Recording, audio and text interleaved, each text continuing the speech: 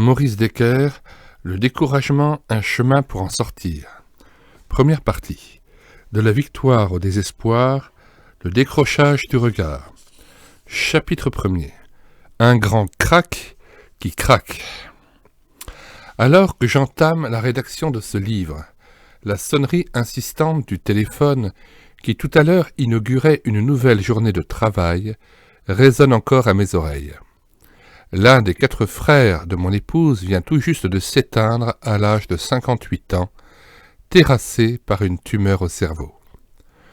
Pendant des années, il déploya une force physique impressionnante qui faisait sa fierté.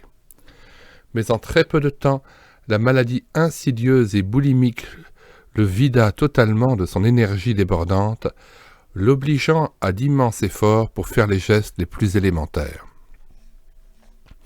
Gravir une marche finit par devenir un obstacle insurmontable pour cet homme taillé en force qui aimait voir la matière céder à ses offensives musculaires. Cette douloureuse métamorphose si rapide et inattendue, transformant un chêne particulièrement vigoureux en un brin d'herbe des plus fragiles, n'est pas près de quitter ma mémoire. Il est des cassures brutales, des basculements soudains, des effondrements vertigineux et subites qui surprennent, secouent et interpellent ceux qui en sont les témoins. Ainsi en est-il du drame vécu par le prophète Élie, hier encore vaillant héros de Dieu, solide comme le roc, aujourd'hui même écroulé sous un genêt en plein désert, l'âme en lambeaux, implorant la mort. 1 Roi 19, verset 4. Monsieur Titanic. L'homme est originaire de Tishbé, obscur village de Transjordanie. La Bible est totalement silencieuse sur sa famille, sur son passé. Peut-être a-t-il d'abord été bûcheron dans les vastes forêts de chênes et de térébinthes qui couvraient alors les montagnes de la région de Galaad, à l'est du Jourdain. Voilà qui expliquerait la résistance physique étonnante et le caractère trempé comme l'acier de ce rugueux champion de Dieu, un habitué des solitudes sauvages et des ravins montagneux, de cette contrée souvent mentionnée dans l'Ancien Testament. Pour qui connaît tant soit peu sa personnalité et son courage exceptionnel, 1 Roi 19 est, de prime abord, un des chapitres les plus surprenants de la Bible. On y découvre le chevalier du Seigneur, sans peur et sans reproche, tout juste sorti grand vainqueur d'une joute historique mémorable, subitement désarçonné et sonné, jeté à terre, mordant le sable du désert.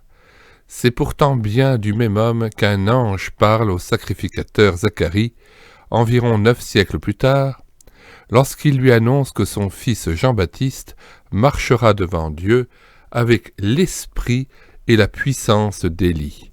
Luc 1, 17. Que de phrases fortes ont été écrites à son sujet pour souligner le relief particulier de ce personnage hors du commun, le plus formidable prophète d'Israël. La fascination exercée par Élie est exceptionnelle, et elle tient tout d'abord à cet élément de mystère qui enveloppe toute son existence. Il disparaît comme il surgit, d'une manière surnaturelle. On doit considérer Élie comme la plus grande personnalité religieuse qui ait été suscitée après Moïse. C'était un mont Sinaï que cet homme, un homme dans le cœur duquel grondait la tempête. Ce géant parmi les hommes, en comparaison duquel nous nous sentons tous comme des petits nains. Élie est le plus grand et le plus surprenant des prophètes d'action de l'Ancien Testament. Il apparut soudain dans l'histoire comme un éclair sortant des nuages, et sa parole était enflammée comme une torche. Il est venu comme un tourbillon, il a brûlé comme le feu, et il est disparu dans un tourbillon de feu. La présence du feu, dans 4 des 6 chapitres qui nous relatent les faits saillants de son ministère, lui a valu d'être appelé le prophète de feu.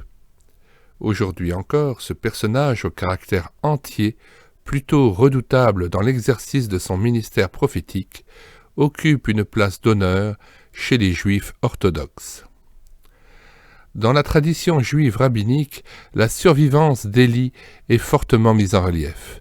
Le prophète est l'hôte invisible des grandes cérémonies rituelles, en particulier de la circoncision et de la soirée pascale du Seder, où un fauteuil et une coupe de vin lui sont réservés. Mais sa présence ne se borne pas à ces moments solennels. Élie est l'hôte familier des maisons d'études, l'ami des pauvres, le compagnon des malheureux.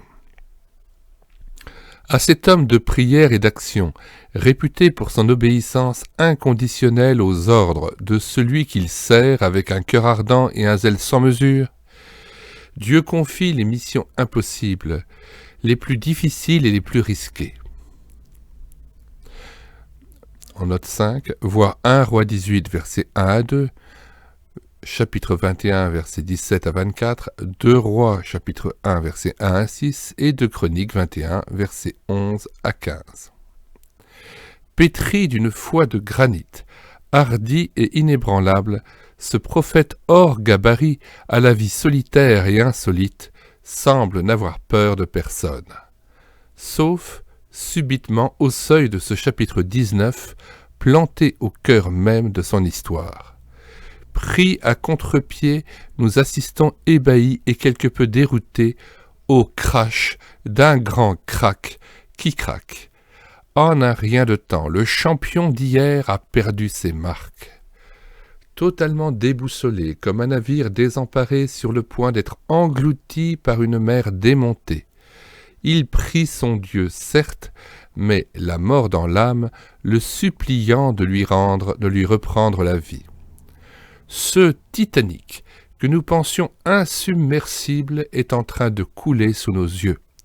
Quel changement soudain de cap et d'ambiance! C'est à ce niveau du récit qu'une parole de l'épître de Jacques trouve toute sa signification. Élie était un homme de la même nature que nous, Jacques 5, verset 17. L'éclairage apporté par d'autres versions du Nouveau Testament est très suggestif. Élie était un homme ayant les mêmes passions que nous, Darby, soumis aux mêmes misères que nous. Version crampon, sujet aux mêmes infirmités que nous, Bible annotée. Un pauvre homme comme nous, Maretsu, tout à fait semblable à nous, Bible du semeur.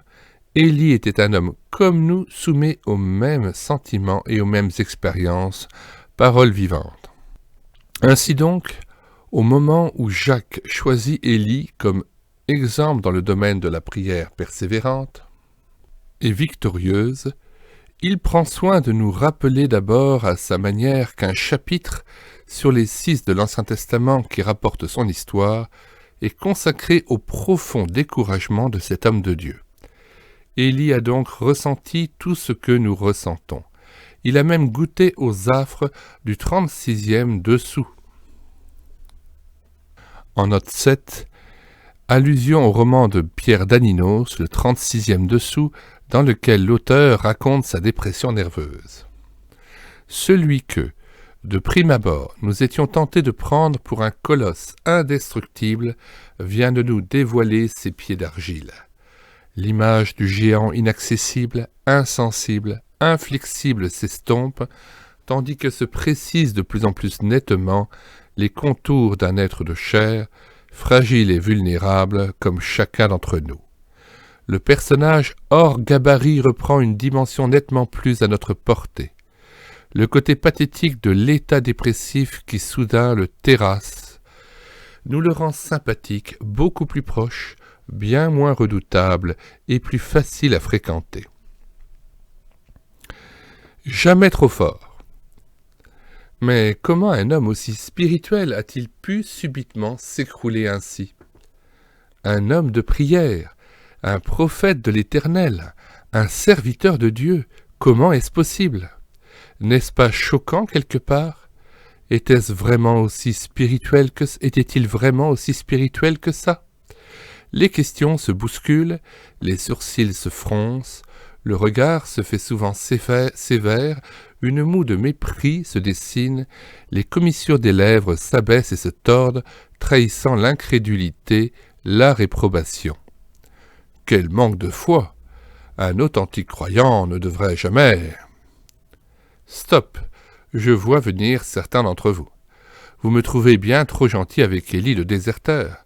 Comment puis-je afficher une telle sympathie pour un homme qui annonce abruptement sa démission à Dieu, qui lui rend son tablier sans le moindre préavis, qui laisse tout tomber du jour au lendemain et qui ose même, critique suprême, demander la mort?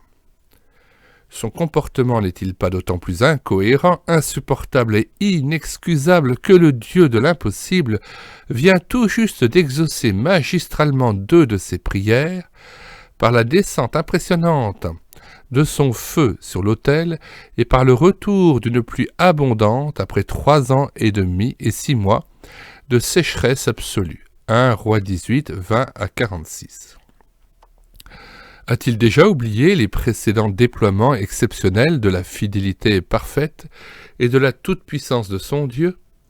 Les corbeaux d'un pont aérien absolument unique dans l'histoire, spécialement mis en place pour lui, l'huile et la farine intarissables dans la cruche et le pot d'une pauvre veuve réduite à la dernière extrémité, la résurrection du fils chéri de cette mère désemparée. 1 Roi 17. N'a-t-il pas expérimenté la protection divine sans faille alors qu'un mandat d'arrêt international était lancé contre lui et que la police du royaume remuait ciel et terre pour capturer cet individu considéré comme très dangereux? 1 Roi 18, 10. Certes, je le reconnais aisément. Les pièces à conviction sont nombreuses et solides pour étayer un réquisitoire accablant. Pourtant, Dieu ne l'accable pas. Mais n'anticipons pas. Dans un premier temps, évitons d'abord et surtout de nous ranger dans le camp de ces procureurs courroucés, plus royalistes que le roi, si sûrs d'eux-mêmes, inflexibles et implacables dans leur jugement. Ne nous croyons jamais trop forts. Ne nous croyons jamais trop forts. N'affirmons pas trop vite. À moi, cela n'arrivera jamais. Tel est, à mon sens, le premier enseignement important à tirer de l'effondrement d'Élie. N'est-ce pas un avertissement de la même veine que Dieu adresse aux croyants présomptueux que nous sommes parfois, lorsque, par la plume de l'apôtre Paul, il nous dit que celui qui pense être debout prenne garde de tomber, 1 Corinthiens 10, 12. Comment Job raisonnait-il lorsque les cloches du succès, de la prospérité et de la notoriété carillonnaient à toute volée dans son cœur la mélodie du bonheur? Alors je disais, je mourrai dans mon nid, mes jours seront abondants comme le sable, l'eau pénétrera dans mes racines, la rosée passera la nuit sur mes branches, ma gloire reverdira sans cesse, et mon arc rajeunira dans ma main. Job 29, 18 à 20. Cet homme intègre et droit, qui révérait Dieu et évitait de faire le mal, était alors l'œil de l'aveugle et le pied du boiteux, le père des misérables et le consolateur des affligés. Il leur souriait quand ils perdaient courage, et sa parole était pour tous une bienfaisante rosée. Job 29, 11 à 17, 21 à 25. N'est-ce pas le même homme qui, plus tard, sous les violents coups de boutoir, d'une cruelle et persistante adversité, a fini par craquer, maudissant alors le jour de sa naissance, et s'enfonçant de plus en plus dans le bourbier de l'amertume et du découragement? Et qui d'entre nous oserait lui jeter la pierre? Dans un de ses nombreux psaumes, le grand roi David reconnaît avoir fait une expérience du même genre. « Je disais dans ma sécurité, je ne chancellerai jamais. Éternel, par ta grâce, tu avais affermi ma montagne. Tu cachas ta face et je fus troublé. Éternel, j'ai crié à toi, j'ai imploré l'Éternel. Que gagnes-tu à verser mon sang, à me faire descendre dans la fosse? Psaume 30, 7 à 10. Dans un autre psaume, le même roi David reconnaît ouvertement s'être englué dans les sables mouvants du découragement lorsqu'il s'entêtait à ne pas vouloir avouer à Dieu une faute précise qui pesait lourdement sur sa conscience. Tant que je me suis tu, mes os se consumaient, je gémissais toute la journée, car nuit et jour ta main s'apesantissait sur moi. Ma vigueur n'était plus que sécheresse, comme celle de l'été. Psaume 32, 3 à 4. Il vaut la peine de reproduire aussi son honnête confession à l'heure où il fait face à une impressionnante montagne de difficultés consécutives à des fautes qu'il a commises. Des maux sans nombre m'environnent. Les châtiments de mes iniquités m'atteignent, et je ne puis en supporter la vue. Ils sont plus nombreux que les cheveux de ma tête, et mon courage m'abandonne. Psaume 40, verset 13. Une brochette de célébrités déprimées. Élie a craqué, Job a craqué, David a craqué plus d'une fois. Moïse, le grand chef et législateur des Hébreux, a craqué. Oui, celui-là même qui, en compagnie d'Élie, a eu l'honneur de s'entretenir avec le Seigneur Jésus sur la montagne de la Transfiguration, en tant que représentant de la loi. Élie y représentait les prophètes. Matthieu 17, 1 à 3. A craqué. Profondément affecté par les murmures répétés du peuple d'Israël, écrasé par le poids de sa charge, il a osé dire à son Dieu « Tue-moi, je te prie, si j'ai trouvé grâce à tes yeux et que je ne vois pas mon malheur. » Nombre 11, verset 15. À cette brochette de célébrités bibliques, nous pouvons encore ajouter Jonas, le prophète récalcitrant. Dans le courant du 8e siècle avant Jésus-Christ, sa prédication percutante a provoqué la repentance de toute la population de Ninive, l'impressionnante mégapole, capitale de l'Empire assyrien. De quoi faire pâlir d'envie les meilleurs évangélistes d'hier et d'aujourd'hui. Pourtant, observez l'homme aussitôt après cet événement sans précédent dans l'histoire de l'humanité, alors qu'il croise le fer, avec ce Dieu bien trop bon à son goût.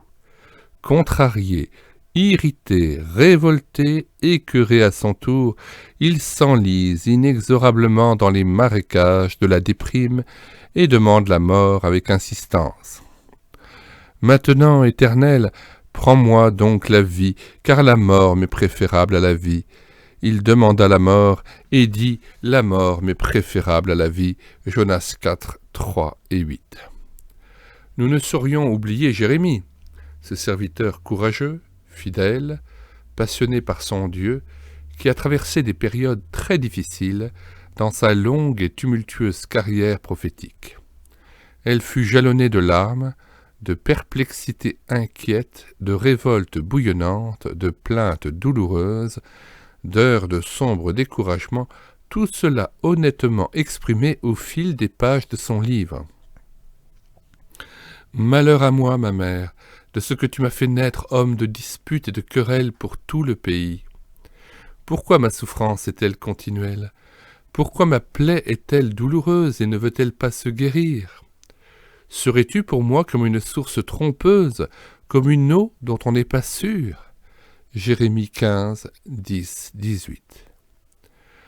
Maudit soit le jour où je suis né, que le jour où ma mère m'a enfanté ne soit pas béni. Que ne m'a-t-on fait mourir dans le sein de ma mère? Pourquoi suis-je sorti du sein maternel pour voir la souffrance et la douleur, et pour consumer mes jours dans la honte? Jérémie 20, 14 à 18. En faisant un bond de quelques siècles, nous arrivons à l'aube des temps évangéliques et rendons visite à Jean-Baptiste, la lampe qui brûle et qui luit. Jean 5, 35. Après avoir connu des jours de grande popularité et de succès sur les rives du Jourdain, lorsque les multitudes étaient attirées par sa prédication vibrante et percutante, le voici maintenant enfermé dans la sombre solitude d'un cachot. En butte à la haine meurtrière de l'implacable Hérodias, pour avoir osé réprouver sa liaison adultère avec son demi-frère Hérode le tétrarque, Matthieu 14, 1 à 12. Il traverse alors la rude épreuve de l'incarcération arbitraire qui en a découragé plus d'un avant lui. Que peut-il bien se passer dans le cœur de ce non-conformiste au langage direct lorsqu'il décide d'envoyer 2 de ses disciples vers Jésus pour l'interroger en ces termes ? « Es-tu celui qui doit venir, ou devons-nous en attendre un autre » Luc 7, 18 à 19. Sa question trahit le trouble et l'anxiété qui se sont emparés de celui qui fut le précurseur du Christ. Sans doute la tournure prise par l'œuvre de Jésus le déstabilise-t-elle, le conduisant à une remise en cause de son ministère passé. Son malaise intérieur est certainement accentué par le sentiment d'abandon qu'il éprouve au fond de sa prison. Je le crois passagèrement ébranlé dans sa foi, aux prises avec le doute qui sape le moral, en réduisant en miettes les certitudes les plus lumineuses. Quant à l'apôtre Paul, il a connu les luttes au dehors et les craintes au dedans, 2 Corinthiens 7,5, et a eu intensément besoin des encouragements du Seigneur. Prends courage, Actes 23, verset 11, et de ses frères en la foi. Paul, en les voyant, rendit grâce à Dieu et prit courage, Actes 28, 15. Dans ses confrontations avec les nombreuses et sévères tempêtes de la vie et du service, il vaut la peine de parcourir l'impressionnante énumération des souffrances en tout genre endurées tout au long d'une bonne vingtaine d'années de ministère, liste qu'il clôt avec ces mots lourds de sens. « Je suis assiégé chaque jour par les soucis que me donnent toutes les églises. Qui est faible, que je ne sois faible. Qui vient à tomber, que je ne brûle. » 2 Corinthiens 11, 28 à 29. Il serait vraiment étonnant qu'en parcourant un itinéraire aussi mouvementé et périlleux, il n'ait jamais traversé les champs marécageux et boueux du découragement. Tous ces éminents hommes de Dieu, qui ont laissé une empreinte lumineuse indélébile dans la Bible et ont été en riche bénédiction pour des myriades de croyants au fil des siècles, ont goûté tour à tour, avec plus ou moins d'intensité, à ces douloureux chavirements de l'âme. Tous étaient en fait de la même nature que nous. Démasquons l'ennemi. Mais attention, en aucun cas, ce premier constat n'est à interpréter comme une incitation à nous complaire dans la déprime et à l'accueillir à bras ouverts lorsqu'elle frappe à la porte. Il ne saurait servir d'excuse à la mauvaise habitude de broyer du noir comme un moulin à café. Car il nous faut, sans tarder davantage, dévoiler la véritable identité du sinistre visiteur aux habiles et multiples déguisements qui déploie 1000 ruses pour nous faire goûter à ce poison destructeur. Il s'agit de Satan. Il est le démoralisateur, l'accusateur, le décourageur par excellence. Il s'y connaît à merveille pour exploiter à fond nos chutes. Zacharie 3, 1 à 5. Fabriquer et propager d'odieuses et cruelles calomnies. Apocalypse 12, 10 à 11. S'acharner à tirer profit de notre fragilité physique, nerveuse, spirituelle, dans le but de nous plonger dans les ténèbres du découragement. Le découragement est l'une des armes les plus subtiles et les plus astucieuses dont se sert le diable pour freiner et arrêter les progrès de l'Évangile. G. Verwer. Dans un de ses livres, le regretté Roy Hession souligne une des oppositions fondamentales entre la voix du Saint-Esprit et celle de Satan lorsqu'il écrit « N'oublions jamais que le Saint-Esprit ne nous attriste que pour nous consoler. Cela nous aidera à distinguer sa voix de celle du diable. » La Bible appelle Satan l'accusateur des frères. Une conscience sensible peut parfois confondre ces accusations avec la conviction de péché produite par le Saint-Esprit. Or, la voix du malin ne cherche jamais à nous réconforter. Elle n'est faite que de ricanements, de critiques constantes qui mènent au désespoir et à la servitude. y prêter attention ne libère pas. Nous pressentons instinctivement qu'elles n'auront pas de fin. Satan nous ramène toujours au mont Sinaï, à la loi, aux normes impossibles à pratiquer, donc au découragement. La conviction de péché qu'engendre le Saint-Esprit, par contre, est brève et pénétrante, et nous savons que si nous nous y soumettons et disons « Oui, Seigneur », nous connaîtrons le repos de notre âme. Note 16, Roy Hession, Soyez remplis de l'Esprit maintenant, édition La Joie, 1976, page 27. L'Anglais James O'Fraser, brillant mathématicien et pianiste de talent, arriva en Chine en 1908 à l'âge de 22 ans. Il y fut missionnaire parmi les Lisus, dans les montagnes du Yunnan, province du sud-ouest de cet immense pays, jusqu'à sa mort en septembre 1938.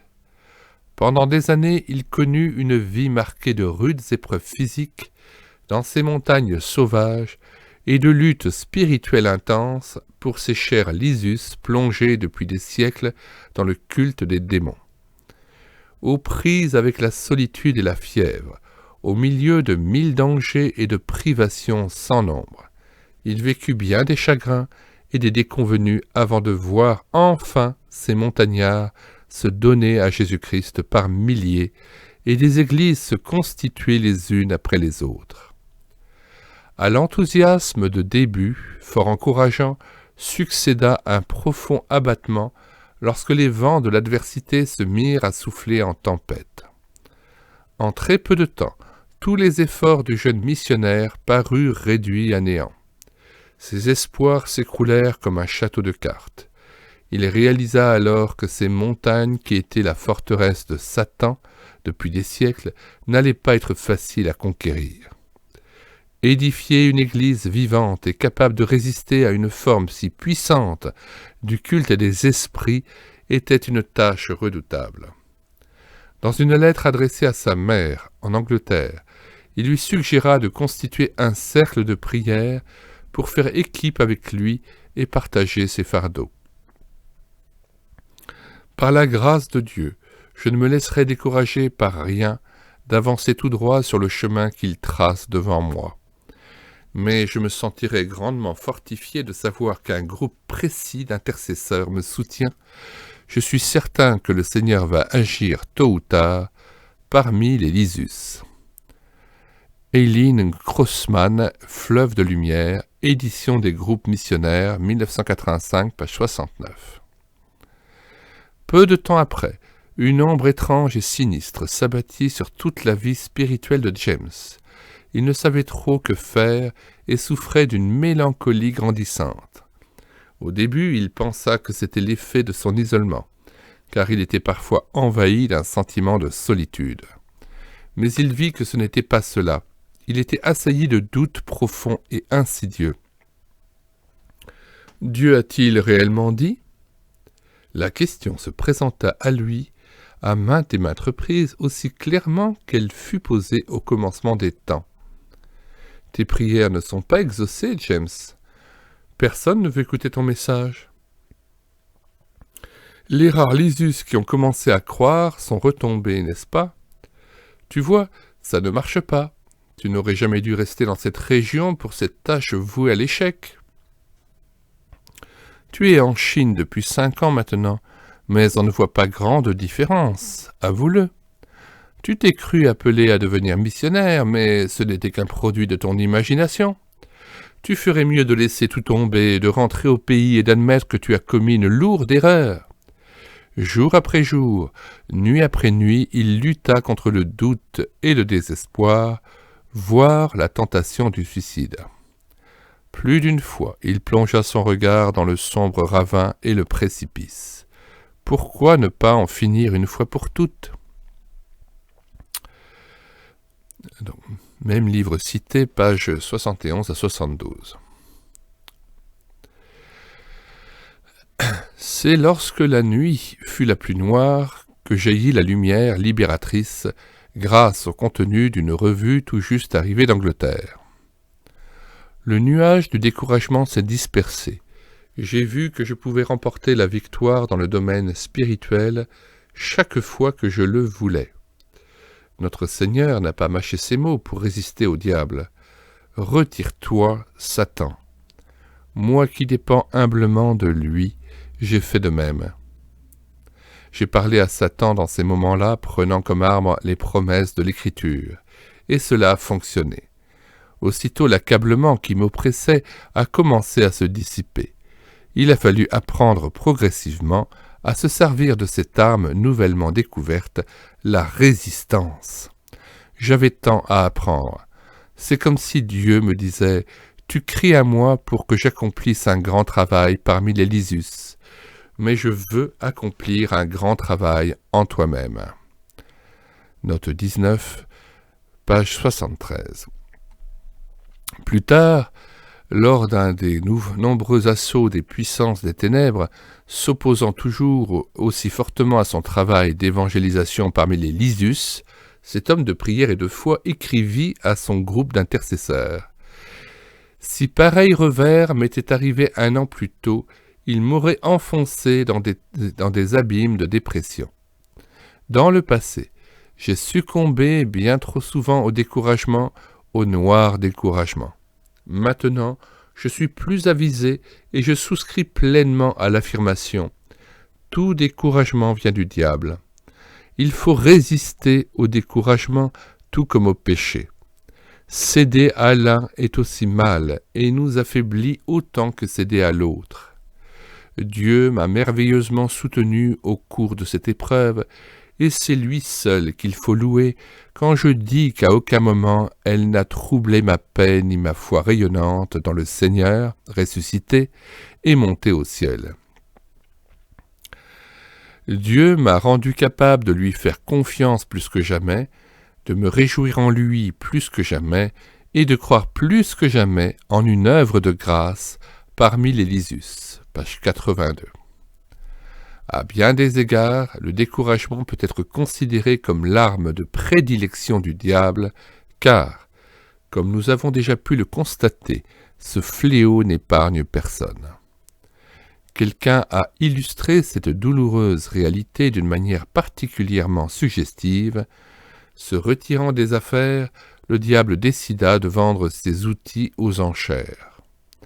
À l'heure de la vente, ils étaient tous exposés, spectacle affreux à voir. Il y avait là, côte à côte, la haine, la jalousie, la débauche sexuelle, le mensonge, l'hypocrisie et d'innombrables autres instruments de destruction. Curieusement, un peu à l'écart, se trouvait un outil d'apparence insignifiante, mais au tranchant très bien aiguisé. Quelqu'un interpella le diable. « À quoi sert cet outil ?»« Il s'agit du découragement, répondit le diable. Pourquoi l'as-tu mis à un prix aussi élevé ? Parce que je l'utilise beaucoup plus que les autres. Chez certains chrétiens, par exemple, impossible de besogner efficacement avec la plupart de mes outils, sauf avec celui-là. Muni de cet instrument, je pénètre absolument partout. C'est d'ailleurs ce qui explique qu'il soit le plus usé de tous. Soyons vrais, le découragement guette les enfants de Dieu, même les plus affermis. Il est, en général, le résultat d'un long travail de sable dans l'âme. Il peut arriver subrepticement ou brutalement. Sa manifestation est due à diverses causes, un obstacle insurmontable malgré des tentatives répétées pour en venir à bout, une peur irraisonnée devant l'ampleur et la durée d'une entreprise, une volonté extérieure contrariante qui paralyse systématiquement les élans et les intentions, une estimation exagérée et faussée du danger au point que l'on devient pygmée au lieu d'être géant, une coutume établie qui s'affirme avec excès, dénie le droit à la différence et s'oppose à toute nouveauté. La présence forcée d'ennemis, d'opposants et de traîtres dans un groupe. P. Fabre. Jamais trop faible. Ne nous croyons jamais trop forts. N'affirmons pas trop vite « À moi, cela n'arrivera jamais ». Tel est donc le premier enseignement important que nous venons de tirer de l'effondrement d'Élie. Il en est un second tout aussi vital qui saute aux yeux lorsque l'on considère la suite du parcours des personnages bibliques que nous venons d'évoquer brièvement, alors qu'ils étaient aux prises avec le sombre découragement. Nous constatons avec soulagement que Dieu a étroitement collaboré avec eux pour qu'ils sortent de leur état, reprennent courage et se remettent au travail. Certes, Jean-Baptiste fut décapité peu de temps après la démarche de 2 de ses disciples auprès de Jésus pour satisfaire la demande odieuse d'une jeune fille manipulée par sa mère, la princesse adultère Hérodias, mais sa mort n'avait bien entendu aucun rapport avec sa défaillance d'un moment. Ne nous croyons donc jamais trop faibles pour en sortir. Ne nous laissons pas impressionner par ceux qui, autour de nous, respirent une solidité et une stabilité intérieure qui nous les font apparaître comme des rochers inébranlables et inaccessibles. Leur morale d'acier semble nous dire « Tu ne t'en sortiras jamais ». Un tel état est hors de ta portée. Ce sommet est trop élevé pour toi. Lorsqu'on est en train de patauger dans la vase du découragement et que l'on tente avec peine de regagner un terrain plus solide et sûr, rien n'est plus désespérant que de se comparer constamment à ceux que l'on côtoie dont le moral est au beau fixe.